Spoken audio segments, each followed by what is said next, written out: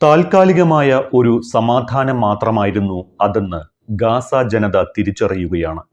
Benjamin നെതന്യാഹുവിന്റെ ആഹ്വാനവും തൊട്ടുപിന്നാലെ ഗാസയിൽ നടന്ന വ്യോമാക്രമണവും ഗാസ മുനമ്പിനെ വീണ്ടും ഒരു യുദ്ധഭീതിയിലേക്ക് തള്ളിവിടുകയാണ്. 18 ദിവസത്തെ താൽക്കാലിക വെടിനിർത്തലിനൊടുവിൽ അതിശക്തമായ വ്യോമാക്രമണമാണ് ഇസ്രയേൽ ഗാസയിൽ നടത്തിയത്. ഈ 18 ദിവസത്തെ വെടിനിർത്തലിനിടെ തന്നെ പലകുറി ഇസ്രയേൽ കരാർ ലംഘിക്കുകയും ആക്രമണം നടത്തുകയും പലസ്തീനികളെ വംശഹത്യ നടത്തുകയും ചെയ്തിരുന്നു. 100ഓളം പലസ്തീനികളാണ് സമാധാന കരാർ പ്രഖ്യാപിക്കപ്പെട്ട ശേഷം ഇസ്രയേൽ നടത്തിയ ആക്രമണത്തിൽ കൊല്ലപ്പെട്ടത്. ഇതിനു പുറമെയാണ് ഗാസയിൽ അതിശക്തമായ ആക്രമണങ്ങൾക്ക് ഇസ്രായേൽ പ്രധാനമന്ത്രി ബെഞ്ചമിൻ നെതന്യാഹു ഉത്തരവിട്ടതും. ഹമാസ് സമാധാന കരാർ ലംഘിച്ചെന്നാണ് ഇസ്രായേൽ പ്രധാനമന്ത്രി ബെഞ്ചമിൻ നെതന്യാഹു ആരോപിക്കുന്നത്. തെക്കൻ ഗാസയിൽ ഹമാസ് തങ്ങളുടെ സൈന്യത്തിന് നേരെ വെടി ഉതിർത്തുവെന്നാണ് ഇസ്രായേൽ ആരോപിക്കുന്നത്. അതോടൊപ്പം ബന്ദികളുടെ മൃതദേഹാവശിഷ്ടങ്ങൾ കൈമാറുന്നതിലും ഇപ്പോഴും തർക്കം അവസാനിച്ചിട്ടില്ല. 2 വർഷം മുൻപ് കൈമാറിയ ഒരു മൃതദേഹത്തിന്റെ ശേഷിക്കുന്ന ഭാഗം കഴിഞ്ഞ ദിവസം പുതിയ മൃതദേഹാവശിഷ്ടമാണ് എന്ന് പറഞ്ഞ് കൈമാറി എന്ന് ഇസ്രായേൽ ആരോപിക്കുന്നു. ഈ തർക്കമാണ് ആക്രമണത്തിന് കാരണമെന്ന് കരുതപ്പെടുന്നുണ്ട്. കസ്റ്റഡിയിലുള്ള മൃതദേഹം കൃത്രിമമായി കുഴിച്ചുമൂടി പുറത്തെടുത്ത് ഹമാസ് തെറ്റിദ്ധരിപ്പിച്ചുവെന്നാണ് ഇസ്രായേലിന്റെ വാദം. മൃതദേഹം കണ്ടെത്താൻ കാലതാമസം വരുമെന്ന് ബോധ്യപ്പെടുത്തുന്നതിനാണ് ഇത്തരത്തിൽ കൃത്രിമ കുഴിച്ചുമൂടൽ നടത്തുന്നത് എന്നാണ് ആരോപണം. ഇതോടെയാണ് ഗാസയിൽ ആക്രമണം വീണ്ടും തുടരാൻ ഇസ്രായേൽ പ്രധാനമന്ത്രി ബെഞ്ചമിൻ നെതന്യാഹു ആഹ്വാനം ചെയ്തത്. നെതന്യാഹുവിന്റെ ആഹ്വാനം വന്നതോടെ മൃതദേഹാവശിഷ്ടങ്ങൾ കൈമാറുന്നത് നിർത്തിവെക്കുന്നതായി ഹമാസും പ്രഖ്യാപിച്ചു. മറ്റൊരു ബന്ദിയുടെ മൃതദേഹം ഇന്നലെ വൈകിട്ട് കൈമാറാൻ നിശ്ചയിച്ചിരിക്കുകയായിരുന്നു.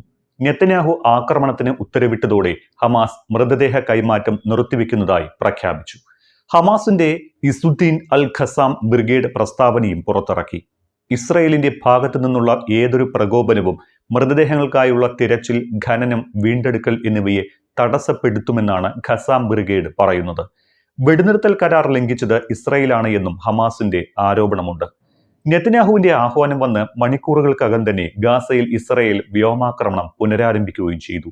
42 പേരാണ് ഇസ്രയേലിന്റെ വ്യോമാക്രമണത്തിൽ കൊല്ലപ്പെട്ടത്. ഇന്നലെ അർദ്ധരാത്രിയിലായിരുന്നു ആക്രമണം. ഗാസയെ ആക്രമിക്കുന്ന വിവരം അമേരിക്കയെ ഇസ്രായേൽ സൈന്യം അറിയിക്കുകയും ചെയ്തിട്ടുണ്ടായിരുന്നു. 20ലധികം പേർക്കാണ് വ്യോമാക്രമണത്തിൽ പരിക്കേറ്റത്. ഖാൻ യൂണിസിലും തെക്കൻ ഗാസ മുനമ്പിലും ഇസ്രായേലി പോർവിമാനങ്ങൾ ബോംബുകൾ വർഷിച്ചു. പല ഭാഗങ്ങളിലും ഷെല്ലാക്രമണവും നടന്നിട്ടുണ്ട്. അതേസമയം ഇസ്രായേലിന്റെ പുനരാക്രമണ നടപടിയെ ന്യായീകരിക്കുകയാണ് അമേരിക്ക. ഈ പുനരാക്രമണം തങ്ങൾ പ്രതീക്ഷിച്ചതാണ് എന്നും ഗാസയിൽ നിന്ന് ഇസ്രായേൽ സൈന്യത്തിന് നേരെ ആക്രമണം ഉണ്ടായി എന്നും American vice president JD Vance വ്യക്തമാക്കി. ഈ മാസം 10-നാണ് ഇസ്രായേലും ഹമാസുമായി കഴിഞ്ഞ 2 വർഷമായി നടന്നു വന്ന സംഘർഷത്തിന് വിരാമമിട്ട് വെടിനിർത്തൽ കരാർ നിലവിൽ വന്നത്. യുദ്ധം അവസാനിപ്പിക്കാൻ അമേരിക്കൻ പ്രസിഡന്റ് ഡൊണാൾഡ് ട്രംപ് 20 ദിന സമാധാന പദ്ധതിക്ക് രൂപം നൽകിയിരുന്നു. സമാധാന പദ്ധതി പ്രഖ്യാപിച്ച അന്നു തന്നെ ഇസ്രായേൽ ഈ നിർദ്ദേശങ്ങൾ പൂർണ്ണമായും അംഗീകരിച്ചു. ഖത്തറും ഈജിപ്തും അടങ്ങുന്ന മധ്യസ്ഥ രാഷ്ട്രങ്ങളുടെ കൂടി ഇടപെടലിൽ കരാർ ഭാഗികമായി അംഗീകരിക്കുന്നതായി ഹമാസും പ്രഖ്യാപിച്ചു.